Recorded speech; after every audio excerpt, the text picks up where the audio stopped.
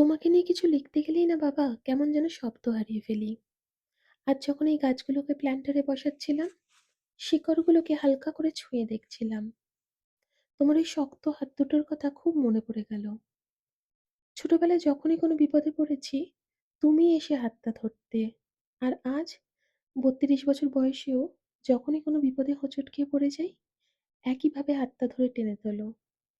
তোমার ওই স্পর্শে মনের সব ভয়, সব দ্বিধা কেমন ম্যাজিকের মতো কেটে যায়। তখন বুঝতাম না, কিন্তু আজ এই মাটির গভীরতা ভীষণভাবে উপলব্ধি করতে পারি। জানো বাবা, গাছপালাগুলো যখন আকাশে মাথা তুলে দাঁড়ায়, সবাই তার সৌন্দর্যের প্রশংসা করে। কিন্তু মাটির নিচে সেই অন্ধকারকে কেউ দেখে না, যে সব সময় গাছটাকে শক্ত করে আঁকড়ে ধরে রেখেছে, যাতে কোনো অচেনা কালবৈশাখী ঝড়েও সে উপড়ে পড়ে না যায়। তুমিও ঠিক তেমনিই বাবা। আমাদের জীবনে যতবার ঝড়-ঝাপটা এসেছে, তুমি নিজেই সবসময় সামনে দাঁড়িয়েছ আর আমাদের আগলে রেখেছ। তোমার কপালে জমে থাকা ওই ঘামগুলো আমি দিনের পর দিন দেখেছি। আজ বুঝি ওগুলো শুধু ঘাম ছিল না, ওগুলো ছিল আমাদের ভালো রাখার একটা নীরব লড়াই। আমাদের ভালো রাখার জন্য তো নিজের ইচ্ছেগুলোকে আজীবন কোণঠাসা করে রেখে দিলে বাবা।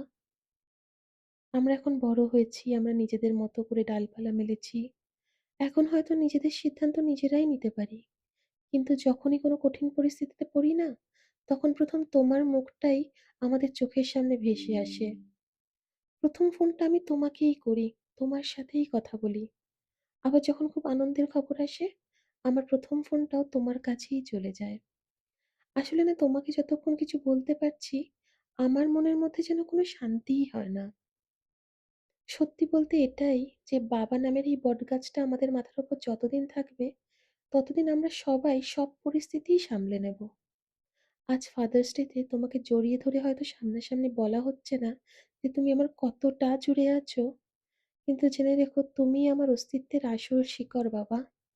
ধন্যবাদ দেব না আজ আর তোমাকে, কিন্তু আমি চাই আমি যতবার এই পৃথিবীতে মানুষ হয়ে জন্মাই, প্রতিবার যেন তোমাকেই বাবা হিসেবে পাই। আমার আকাশটাকে এত সুন্দর করে আগলে রাখার জন্য অনেক অনেক অনেক ভালোবাসা। খুব ভালো থেকো। Happy father's